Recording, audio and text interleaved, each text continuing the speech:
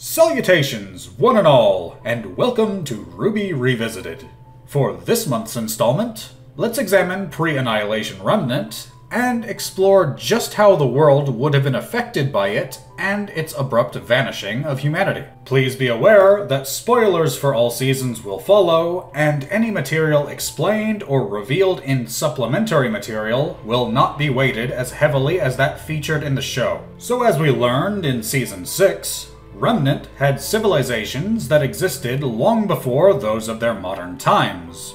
Ultimately, though, they were all blasted into oblivion by the God of Darkness after he and his brother threw a temper tantrum. Tactical nuke incoming! But let's take a step back. To understand the present, you need to examine the past. After all, those who do not learn history are doomed to repeat it, as the saying goes. In this era, all humans had the ability to use magic. Now, the difference between what magic can do differently from semblances has always been vaguely defined at best, but the characters and the show make a distinction between the two. Most of what we've seen magic do has been elemental-based, as that's what the Maidens seem to make use of. Ozma does make use of energy barriers of a sort from time to time though, so this hints at other applications of magic. But in Jin's narration, we glimpse Ozma facing a suit of armor that contains a glowing red energy. Now, we can't tell for certain whether this is someone inside it utilizing magic, or if the armor itself is an automaton animated by magic, but it showcases that there are other ways that it could be used. If magic can allow inanimate objects to move as though they were alive, then it's strange that neither Salem nor Ozma have ever been shown to make use of that particular ability. Creating golems out of materials like stone or metal would serve as great shock troops or guards for either of them. But we must also question how exactly the magic system works. We know that aura is generated by beings with souls, and that powers a semblance, but what powers magic? Can someone train to become stronger or more proficient in it? Or is that determined from birth just how much someone could use? And that was it. Are there different methods of using magic? Like how different martial arts might make use of physics in different ways? Like utilizing an opponent's momentum in one style, or focusing on precise strikes to apply kinetic energy to a foe in another. Now water can flow, or it can crash. Be water, my friend. It can even allow for transformation, as seen by how Ozma bestowed upon Crow and Raven the ability to become birds.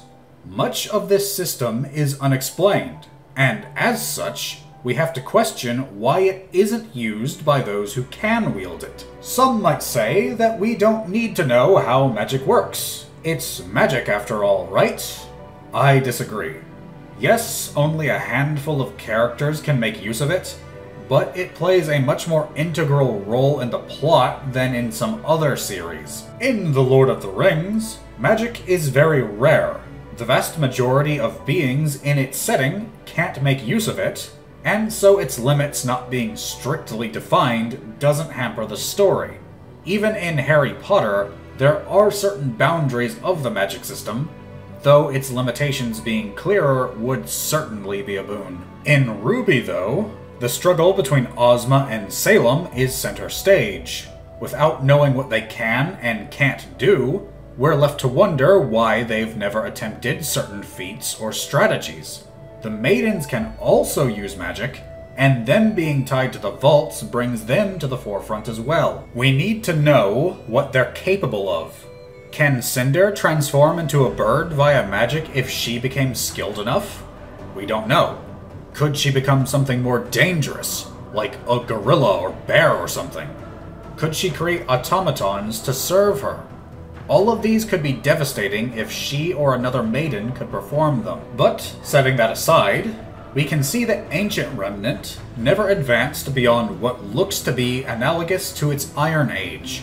The weapons we see the people armed with haven't advanced to firearms, and the forces we see are equipped with bows and swords. This does make sense though, as invention is driven by two things. First, the desire or need for something, and second, what you have available. To elaborate, let's take a look at an example. Look at Ba Sing Se from Avatar: The Last Airbender. Now, the level of technology in Last Airbender isn't all that high. Yes, some of the Fire Nation machines are pretty advanced, but they're still largely run off of firebending, which is just an extension of manpower. Ba Sing Se even has a public transportation system and mail service, which is incredibly advanced when compared to our own Iron Age, but they utilize their natural earthbending powers to make it possible. Their need is to get people and goods from one place to another, and what they have available is their magic system. So if you have magic that can accomplish a task successfully, it can stunt technological development. After all, if you already fulfill that need, then you don't necessarily have to develop something new to cover it. And that also means that future advancements won't come about, which also means that future creations might not ever come to exist. Take a rocket, for instance.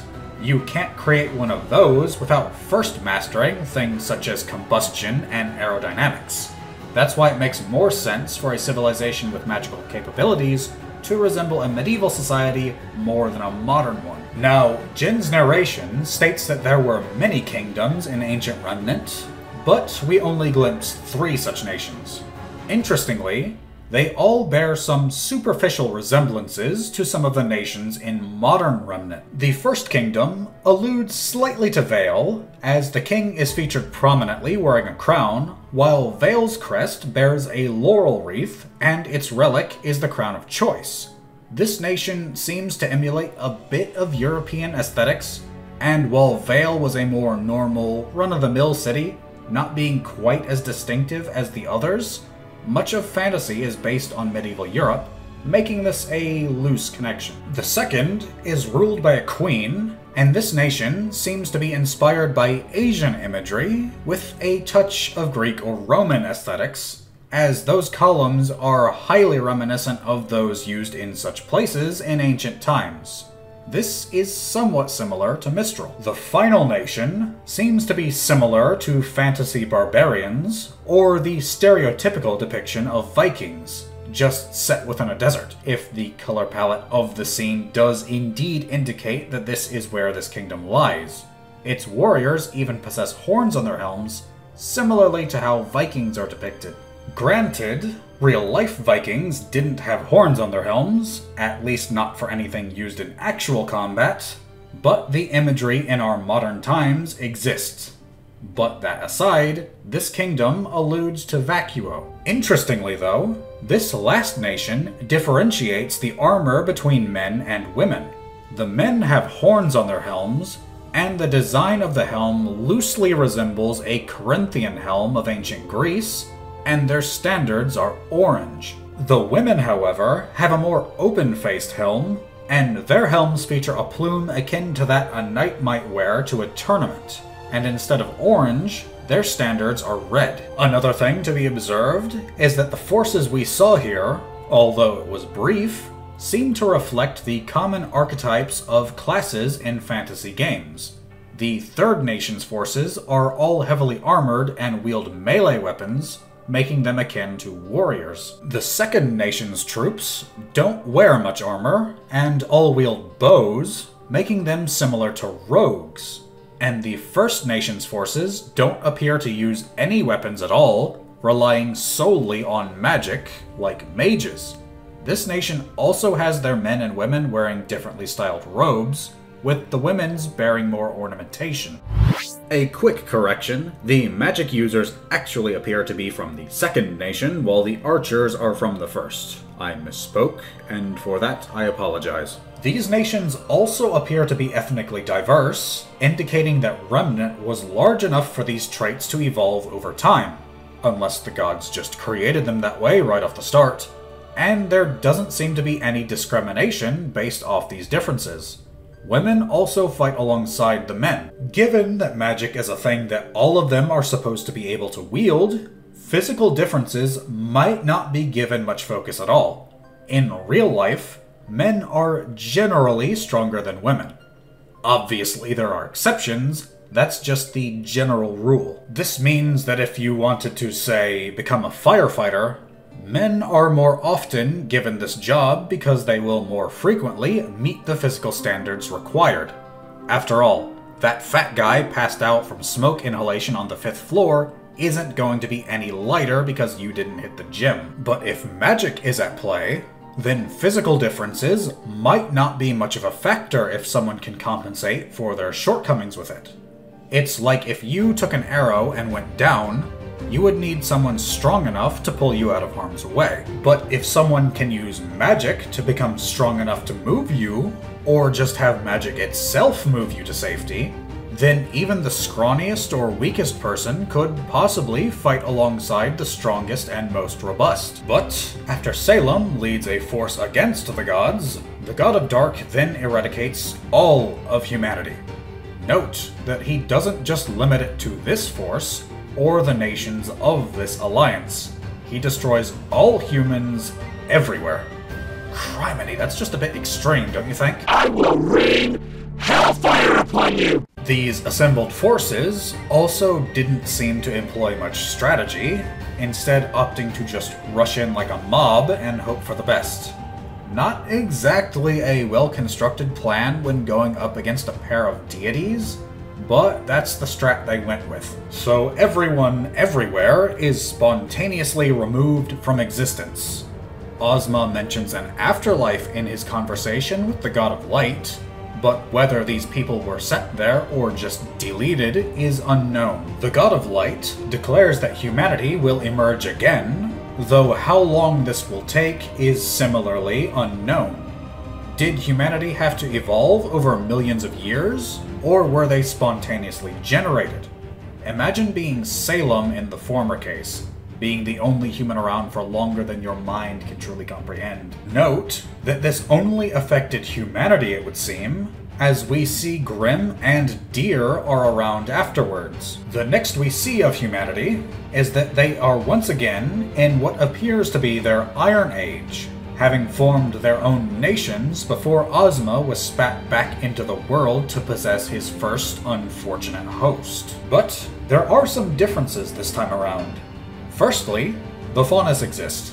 We have nothing concrete on how or why the Faunus exist now, whereas previously they did not. There are plenty of theories ranging from plausible to absurd, but speculation, those remain. Also, dust is a thing in this world, while it was neither mentioned nor seen before. Now, I am aware that as deities, the brother gods might not necessarily be bound by the rules of physics, but seeing as the God of Light was big on his order, dust might have come about as a side effect. The law of the conservation of mass states that matter cannot be created or destroyed, only change its form. If the gods were following this at the time, then the material that made up the previously destroyed humanity couldn't just vanish completely. It's like how water can become steam. The water doesn't vanish, it just simply goes from a liquid to a gas. So instead, ancient humanity could have simply been split down to their smallest traces, but still there. Over time, this could have been condensed into crystals, specifically dust crystals. This would explain both how dust came to be and how its properties are unlike anything else in the show. It's magic. But that's just one theory. Something that's a bit more grounded would be, well, the ground. Only humanity was eradicated. Everything else remained. That means that the land masses and structures would also remain. Oddly, we don't know of any archaeologists in Remnant. Depending on the method and time period it took for humanity to resurface, there could potentially have been remains of the first humanity, buried and forgotten, but there. Fossils would still exist of other creatures, and some species could have developed evolutionary adaptations over time, so it isn't out of the picture that people would be curious over the past. We in our own world study and discover more about ancient times. After all, it's only recently in terms of history as a whole that we've started trying to record information in a way that isn't extremely susceptible to being destroyed just by the passage of time. Imagine how much it would shake up the kingdoms of modern Remnant to find ancient remains of structures from ages past. Some of the buildings in those kingdoms were massive. If they weren't held together by magic, then it would take quite some time for all traces of their existence to be completely washed away. So, it might not be so much of a shock for the main cast to have discovered that humans were around once before. Granted, it would still be a mystery why there was such a blank period of history, but it remains a possibility. Some of these places could even be overlaid with the nations of humanity's first go-around. Any civilization will want a few factors when deciding where to set up. Fresh water, fertile soil, and a mild climate are all things to look out for. This means that unless the continents shifted drastically, then the kingdoms of a modern Remnant could sit atop the ruins of the ancient ones. Vacuo might even be right atop the barbarian nation of Ozma's time. Going back to what I mentioned previously about the ancient kingdoms reflecting the modern ones, the only kingdom without a similar nation was Atlas. This might show that because Atlas was so reliant on tech, that there's just nothing that would be similar in ancient times. Or it could indicate that the humanity of ancient Remnant lacked the means to combat the cold of the region. There may have been some limitations on their magic that kept them out, or possibly Salem just never visited those lands. But then we have another new feature that didn't exist the first time: aura. We see no evidence that those of ancient Remnant had aura, which means that this was likely a new addition. Given that Ozma and Salem are immediately worshipped as gods, that seems to indicate that humans at that time didn't know how to unlock their semblances. This is a bit strange, as some characters have been mentioned to have discovered theirs along with unlocking their aura by complete accident. So it's odd that nobody had yet done so. Perhaps Ozma made that breakthrough, but we can't say for certain. Nora said herself that she discovered her semblance via surviving a lightning strike, so for humanity to have developed to the point of creating cities and nations without anyone uncovering how to perform any such feat warrants questioning. But, all in all, it is somewhat strange that the evidence of humanity's previous run hadn't been uncovered by anyone in modern Remnant. They obviously wouldn't know the details, but remains would likely exist in some form or fashion. But I want to know what you think. What are your thoughts on ancient Remnant, and how its existence would have affected modern Remnant? Where did dust, aura, and the faunas come from? Leave your thoughts in the comments below, and leave a like on this video if you're so inclined, and subscribe to see more. I would like to thank you for watching, and may you all have a weapon in each hand.